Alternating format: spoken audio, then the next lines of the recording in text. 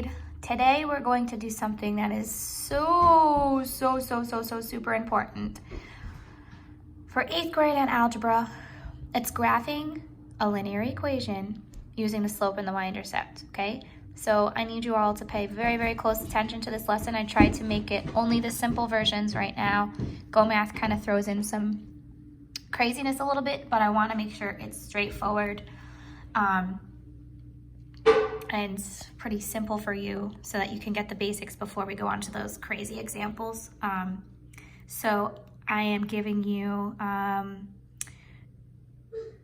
the worksheet 17.3 for your classwork and homework. It's all the numbers. The last question is like a word problem version of it, but it's really nothing crazy, so don't get thrown off by it. Please try not to.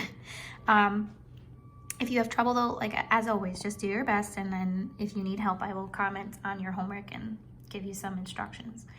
That being said, I also wanted to remind you that we are going to have our Google Meets for our class tomorrow, Thursday, at 12 o'clock. If that time doesn't work for you guys, just someone please let me know so I can edit the time. Again, that's optional, but it's an opportunity for you guys to ask questions if you have them, and get anything clarified. Okay, so let's begin lesson 17.3. All right, guys, so the first explore activity, I don't usually love the fill in the blanks, but I am going to use it. What I did for you though is I wrote out my own little steps for you. Remembering that our equation for a line is given, linear equation is given by y equals mx plus b. Just a nice little reminder, b is your y-intercept, okay, and the m is your slope or your rate of change, which is also your rise over run. Guys, I'm noticing a lot of people on the homework are correctly identifying the rise and the run, but then when you write your slope, you're putting the run over the rise. Please be careful. The x is not on top. It is y's on top. So it should be rise over the run. Y is over the x. Okay, so if you haven't been checking the comments and I'm leaving you guys on your homework, make sure you take a look. If I notice something needs to be corrected or I notice something is wrong, I'm trying to leave you guys some comments to help you. Okay, so I'll give you my steps first. I gave you the little b is where you begin in the past. But in your equation of a line, the b value really truly is where you begin graphing. So we're going to be able to just simply look at an equation without creating a table. Oh dear. You all right? Yeah. Okay. Without creating a table of values and graph it simply from here. It's less time consuming and it's much easier. Okay, but there's some certain things you have to be careful with. So b is where you begin. So what you're going to do is you're going to look at your b value. So for example, from this equation, it is in y equals mx plus b form. So what I want to do is I want to identify each of the m and b values. My slope here is 2/3. The b, this is the most important thing. If there's a sign in front of it, you have to include it, because notice the equation for a linear, a linear equation is plus b. So this subtraction sign means that this one is negative. So make sure when you're identifying your b value that you're circling whatever the sign is before it, even if it's positive, okay? So in this case, our y-intercept is going to be -1. What I usually do is on the side, I write them out, m and b. So my slope is 2/3 and my y-intercept is -1. So b is where you begin. The first thing you do is you place a point on the y-axis where your y-intercept is, right? So you would go to the y-axis and you find, hey, my y-intercept is -1. So you're going to plot the point 0, -1. You just go to the y-axis, you find the -1, and you place a point right there, because b is where you begin. All right, so now from here, you're going to apply your slope. You're going to use rise over run. So if your slope is 2/3, what I like to do is, this is how I'm going to do it, but a slope of 2/3 means we're going up 2 over 3. So you start at b, and then from b, you start using the rise over run to plot more points. So I'm going up 2 over 3. That's my next point. And now from this point, I apply the slope again. I use the rise over run. I go up 2 and over 3. Now, of course, they didn't give us enough spots here. You can also go in the opposite direction. So if you're going up 2 over 3, instead you're going to go down 2 to the left 3. And you're only allowed to do that if you're going in the opposite direction. Now I have some points to plot this graph. So now I'm going to connect. I suggest using a ruler if you have one. Charlie, I'm talking to you. And then, of course, you're going to add arrows at the end. And voila! The only thing that we're missing here is labeling our graph. So this is y equals 2/3 x minus 1. Okay, so for b, it's kind of squished in here, but this is a new equation. All right, we're going to plot this one here. So again, I'm going to identify before I start my m and my b. My slope is -5 over 2. And my b is where I begin. It's a +3 here. So I'm going to include that sign. So again, this is the only information I need to graph this whole entire line. Okay, there's no need to go and make a whole table like we did in the other lessons, although you can always do it that way. It's just, you know, a lot of time. So B is where you begin, right? Step 1, place a point on the y-axis where your B is. So my B value, my y-intercept, is at 3, +3. So go to the y-axis, go to +3, and I place a point here. That's my B value. Remember that your y-intercept is where the line crosses the y-axis. That's why we do this. Now I'm going to apply my slope. So let me go back to my m. If it's -5 over 2, that means I'm going down 5 and over 2. Notice we're always going to the right. Okay, the thing that changes is the up or down. So I go back to my 3, and from here I'm going down 5 and over 2. Just be careful, because as you can see, this is going up by 2s. So we have to kind of go halves here. This is 1, 2, 3, 4, right? So you can even label with halves in between if you'd like. We're going down 5 and over 2.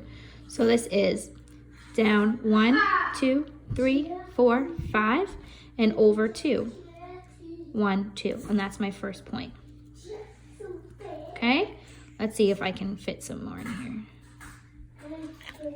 Okay, from here, it would be down 5, 1, 2, 3, 4, 5. It's a little bit off the graph, and over 2 would be around here. So let's show how we could go in the opposite direction. This is the only time we're ever going to the left, is if we need to get more points in the other direction.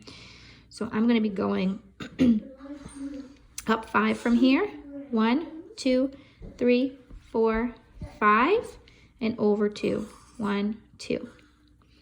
And there's another point. Now 3 points is technically enough to plot or create the line. Using a ruler if you have one. You could always use the edge of your paper as well. We're gonna draw a line, and we're gonna extend and put arrows on the end. Okay guys, make sure your line is completely through the points and make sure that it's extended fully. I don't want to see any of these like midget lines like this. Okay, so this, if I label this, would be y equals -5/2 x plus 3. Okay, that's it. So let's do 2 more examples just to make sure this is nice and clear, and then you guys can start your classwork. Okay, so here's the your turn questions. These should hopefully be a little easier to see just because there's no fill in the blank nonsense here. So we're going to look at our first equation. I'm just going to rewrite it under here. Y is equal to 1/2 x plus 1.